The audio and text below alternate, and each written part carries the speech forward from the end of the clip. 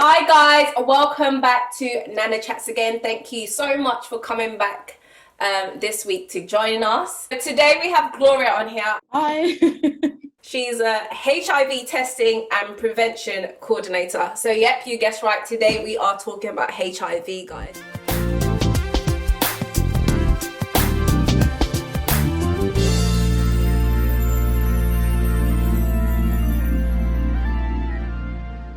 So today I thought it'd be a great idea to have Gloria on here today because I feel like, especially in our community, not just our community, but the wider community, but I think specifically ours as well, people don't really talk about HIV.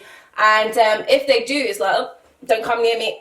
If you touch me, like, I'm going to die, I'm going to catch it. And basically, I thought it'd be a great idea to help us put some of these misconceptions to bed and just be real, talk about it. It's not a death sentence. You can live with it. And also hopefully to encourage people to get tested, especially if you're sexually active. So my first question to you, Gloria, is what would you define HIV as? So HIV stands for Human Immunodeficiency Virus. It is a condition. These days it's seen as a lifelong condition. It's no longer seen as a death sentence. HIV is acquired through bodily fluids and blood. So I think the most common way people know HIV can be transmitted is through sex. It can also be transmitted through blood transfusions. It can also be transmitted through childbirth as well. We all know that there's no cure for HIV, but there is treatment that people take for HIV. So it'd be medication that somebody would have to take for the rest of their life. I think that's pretty much HIV. Can you give us the difference between HIV and AIDS? Because I think a lot of people usually get confused about what the difference between HIV and AIDS actually is. Okay, so with HIV, somebody can easily live with HIV for about 7 to 10 years even, without knowing that they're living with HIV. AIDS is the next stage of HIV, and AIDS is there's a group of AIDS-defining illnesses. So somebody living with AIDS may end up with pneumonia. They may have certain types of cancers. So those are the kinds of things. I know people often get them confused, but with HIV, it's the first stage. If HIV goes untreated for a long time, that's when it develops into AIDS, and that's when people start developing, as I said, cancers and pneumonia and AIDS-defining illnesses. So with my little scientific knowledge, I know that HIV is usually, obviously it's in its name, human immunodeficiency virus, whereby your immune system is weakened, and I think it then turns into AIDS, as you just said, if it's not treated for a long period of time, which becomes, I think, acquired immunodeficiency syndrome. Don't quote me, guys. But then I think you're prone to catching, like what you just said, pneumonia and all those sorts of diseases because your immune system is extra weak, which is quite ironic as we have coronavirus right now. So my next question to you is, when and why would you get tested for HIV? I think it's important to have a full STI screening regularly. So I feel like if you're having different sexual partners, we always recommend to test every 3 months. With the HIV test these days, I'm not sure if you're aware, it's a small pinprick of blood. You get the results instantly, and at the same time, different organisations can also offer a full screening. So that would include chlamydia, gonorrhea, Hep B and Hep C as well. Everyone should get tested for HIV. In a lot of cases, I know the education and information around HIV is not as much as it is probably geared towards things like chlamydia. I'm not saying one is better than the other, but with chlamydia, it's a course of antibiotics and you can get treated. Especially if you're having sex with men. If you're a man having sex with men, we're also encouraged to get tested quite regularly as well. I think if you're in a committed relationship, we also say still get tested, but probably once every 6 months instead. But it still is important to get tested for all STIs regularly. So basically, if you're having sex, get tested. Yeah, pretty much. If I wanted to get tested, what do I do? Where do I go? Depending on where you're living, in London, they have a very comprehensive system, an online testing system called SHL London. So you can go and register on there and you'll get a test sent out to your house. It's a bit fiddly, but there are loads of videos online about how to do the test. So on there, you'll take some swabs, and then you'll also take a blood sample, and that will be sent off to the clinic. They'll send you a text back after a few days. That's the most easiest option right now during this period of coronavirus. I know a lot of clinics have closed down and they're only and they're not dealing with any patients at the minute. Most people are being referred to online testing. Post-corona, I work for an organisation called Positive East, which is based in East London, and we test quite a lot in a lot of community settings. So we can test in, we go to churches and we test in some churches. We also test in GPs. We test in homeless shelters, domestic refuges, parks, festivals. I mean, during the period of summer, we also test at things like Kenya in the Park, Ghana in the Park, Nigeria in the Park, African nations football. But obviously with Corona, everything's a bit quiet, but definitely test online. If you're outside London as well, I know a few other places use Free Test. There's a website called Free Test and you can register on there. Is it possible to remain anonymous if you get tested for HIV? I mean, most places you don't have to put your real information down. The only thing they ask is that you put down your correct contact number so they can get in contact with you. I've had clients use Mickey Mouse, Minnie Mouse, John Doe, Jane Doe. I'm not there to judge or ask any other questions. As long as we have a means of contacting you, that is the main thing. Make sure you remember the big details that you put down. That's another key thing. So it's just important that you get tested in the first place. Because I work in a lab, some of you might know, I always get these samples that say gum clinic, gum this, gum this. We never ever know the patient's name. It's just a bunch of letters and a bunch of numbers. No clue, no way of identifying the patient. So guys, if you can go to a gum clinic, if you don't know, search in your area and perhaps, you can get it tested. My other question was, do you request to test for HIV or do you request to test for a range of sexually transmitted diseases? Does that make sense? Do you have a choice of what you want to test for? So when you order the test, or when we do the test, we offer primarily the HIV test. In most of our clinics, we usually do have time to do the other tests. So that would be a chlamydia and gonorrhea swab. So those are the swabs that you'd do by yourself in the toilet. Then the Hep B, C, and syphilis, those are a blood sample. So we will help you get the blood out of your fingers. It doesn't take too long to do those. So am I right thinking for these blood tests, it's just a finger prick? I really wish I had the test with me.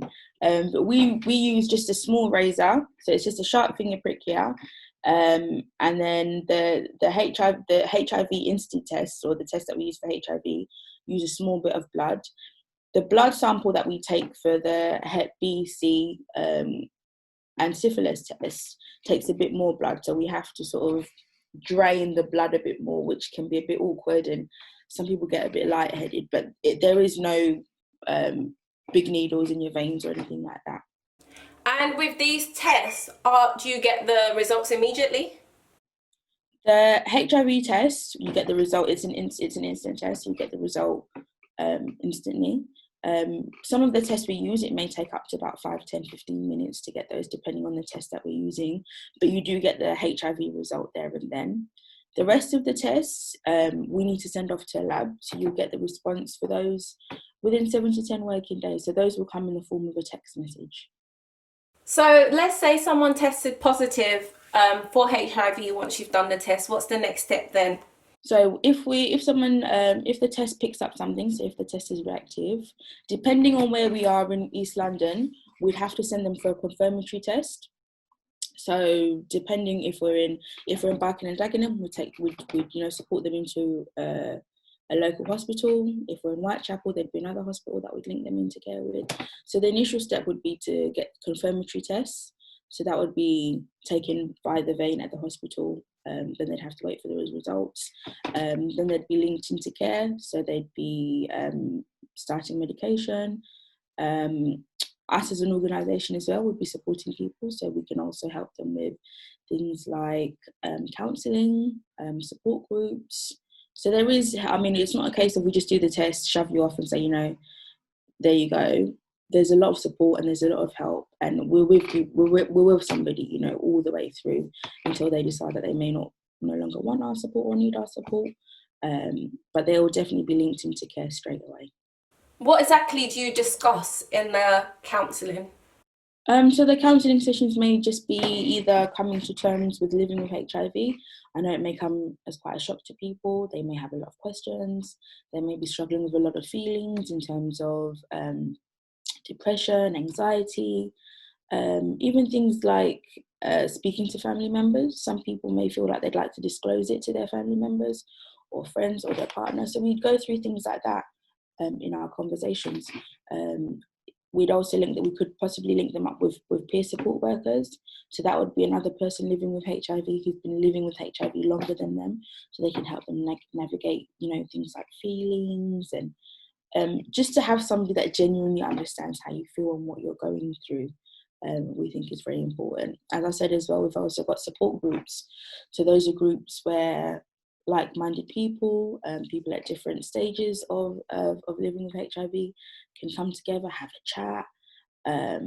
Yeah, so there's a lot of help, there's a lot of support. And I like that actually, because it seems like there's a whole network of community of people that you can discuss and relate to with this, and it's not a death sentence, it's not the end of the world.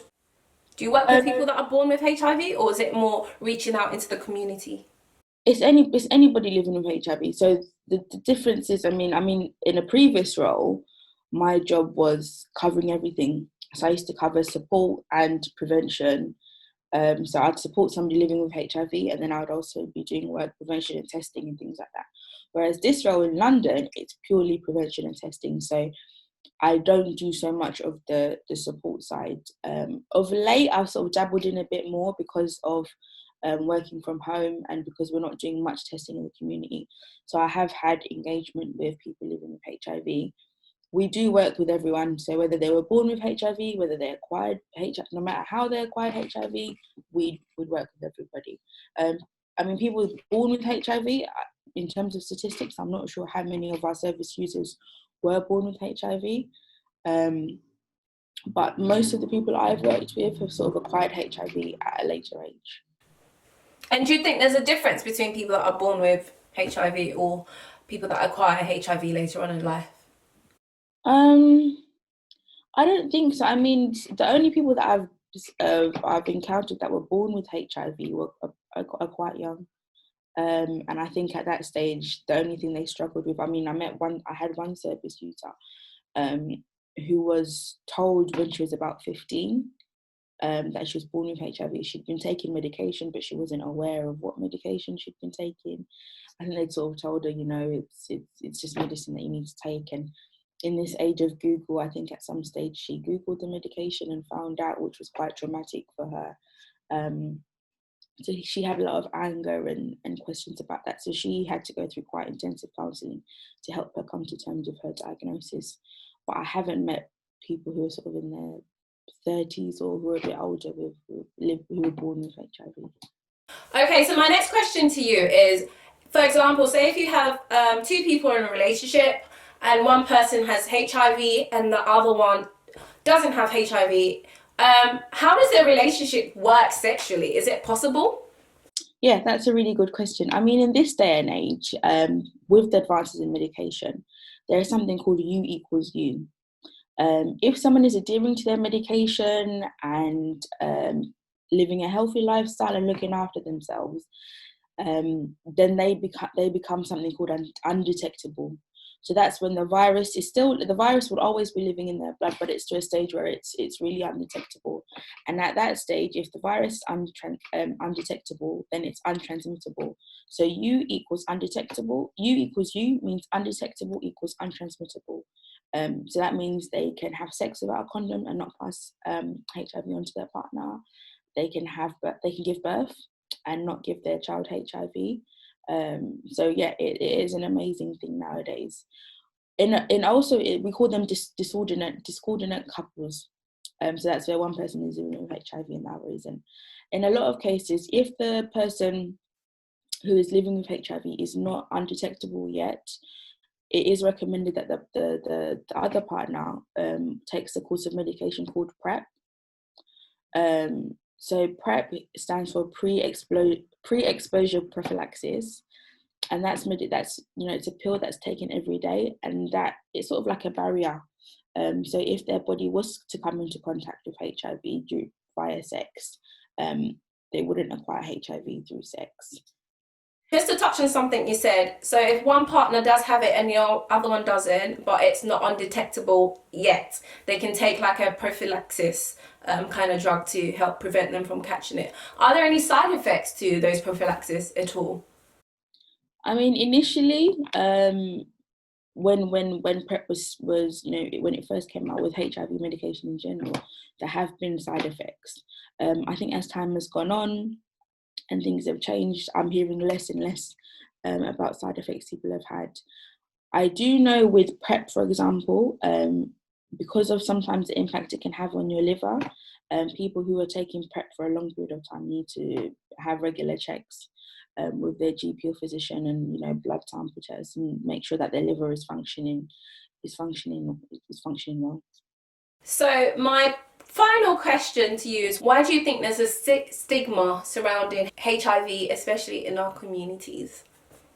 I think the main reasons, there's a lot of stigma around HIV is because of the way it's acquired.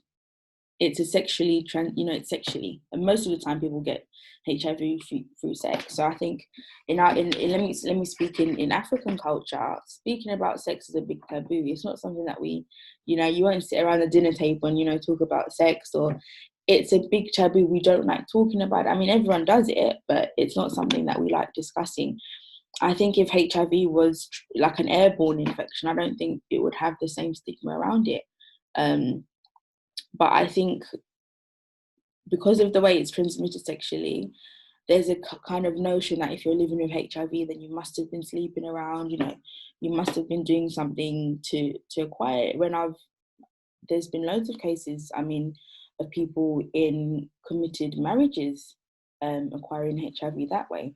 So that's why I reiterate that it is really important that you're testing regularly. If you're testing at least every 3 to 6 months, it would be easier to pinpoint, when and when you acquired HIV, and to link you into care quicker, because it's proven that the faster you're linked into the care, the quicker you start medication, the better outcomes you are. Late diagnosis is a big issue. So if you get tested quickly, you know your result quickly, you can get medication quickly and live a long and healthy life. And just to add that it's you can do it anonymously, if I can even say the word, guys. So if you feel like if you've been having a lot of sex, guys, get tested, okay? If you have multiple partners, no judgment here, just get tested, okay? We want you guys to live and have a long and healthy life. And as Gloria has just told us, you can live a life with HIV. You can go on to have a partner. You can go on to have kids. Obviously, every case is independent, but it's not a death sentence. So if you feel like you need to get tested, get out there and get tested. So I'll put a link below, guys. So if you need to, no judgment, just click the link. No one's judging, no one's looking, and get tested. It doesn't matter if you're 15, doesn't matter if you're 30, doesn't matter if you're 50, get tested, okay? And so to round off, if there's 2 pieces of advice you could give people, what would it be surrounding HIV? I think the main 2 things I'd like people to take away from this is to get tested regularly, read up about PrEP and also PEP. So PEP, I didn't get to talk about earlier, but PEP is post-exposure prophylaxis, and that is a course of medication as well, and that is taken if you've come into contact with HIV. So, for example, if you've had a one-night stand with somebody, you're not sure, you didn't use a condom and things like that, and you're really, really worried, or if that person has disclosed that they were living with HIV, you can take PEP, and that's a course of medication that you take after, but that needs to be taken within 72 hours of exposure. So, yeah, definitely read up about PEP and PrEP, and please, please, please test regularly. Even if you are in a relationship, test. Take your partner to test. you know, encourage people to test. So basically, test, guys. But yeah, thank you so much for coming on here, Gloria, and sharing some of your wisdom about HIV. I know it's a big stigma. People don't really like to talk about it, or even they talk about it, it's like, yeah, that person over there. But guys, it's closer than you think. So yeah, thank you so much for coming on here and yeah, talk about HIV, and hopefully I hope someone will take something and get tested. But yeah, that will be it. Thank you for having me. It was a pleasure to have you. And thank you guys for coming back this week. I hope you'll be back again next week for another juicy topic. So we'll see you guys next week. Bye.